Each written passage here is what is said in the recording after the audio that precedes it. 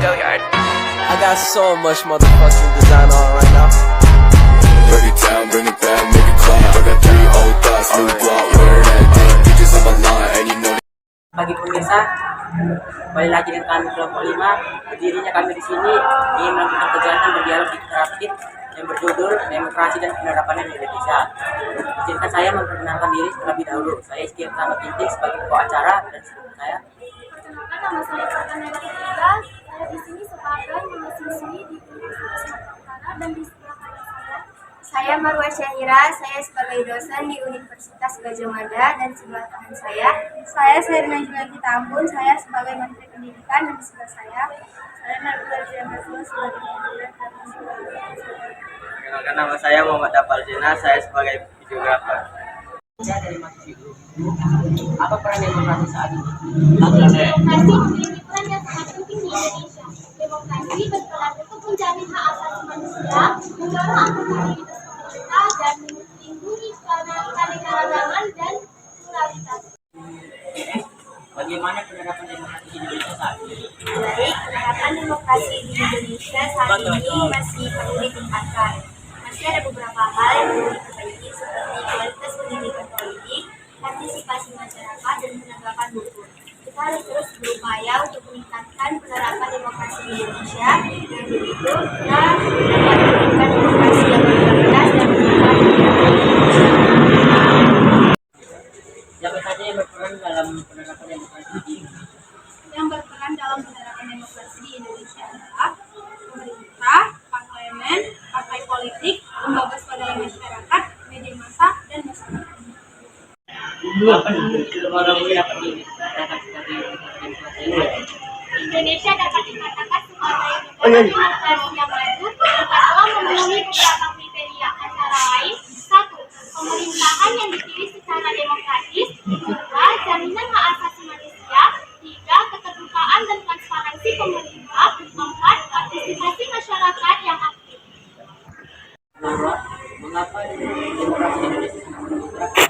Baik, demokrasi di Indonesia sulit diterapkan karena beberapa faktor, antara lain yang pertama, kurang matangnya budaya politik masyarakat Indonesia; yang kedua, korupsi dan kolusi di kalangan elit politik; yang ketiga, kemiskinan dan kesenjangan sosial; dan yang keempat yaitu ketidakadilan dan intoleransi.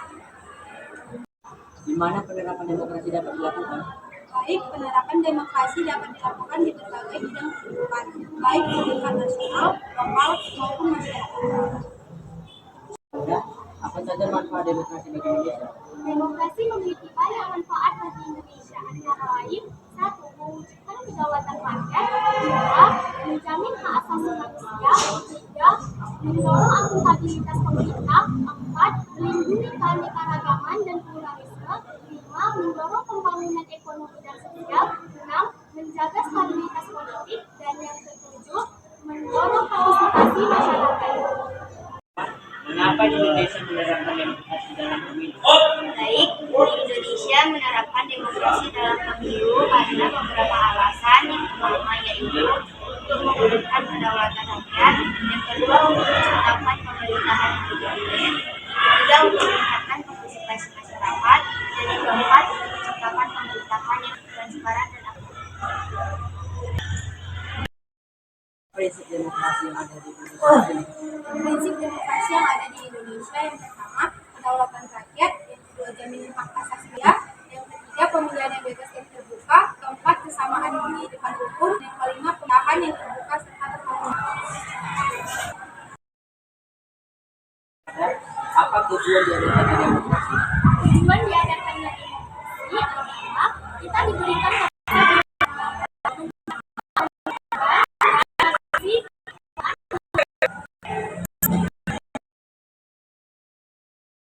Mengapa demokrasi penting untuk negara Indonesia? Baik, demokrasi penting untuk negara Indonesia karena demokrasi berperan sebagai wadah pengikat kesepakatan nasional yang harus dihormati dan dijaga oleh seluruh masyarakat Indonesia.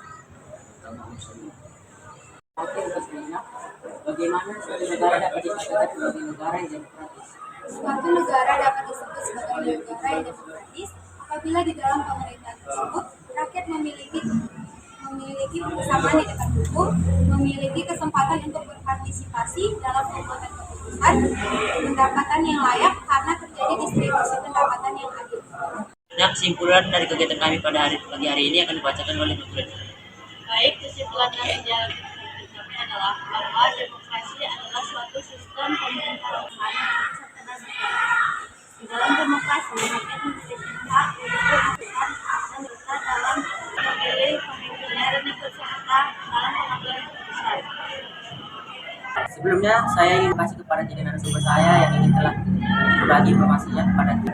Terima kasih juga kepada saya yang telah mencatat semua pertanyaan yang saya tanyakan sebelumnya kepada para tiga narasumber. Saya juga berterima kasih kepada kameramen saya yang telah merekam kami dengan sangat bagus dan jelas. Sekian video dari kami. Jika ada salah dan kata, mohon maafkan. Sekian dan terima kasih. That nigga clap, I got 3 old thoughts, new block, word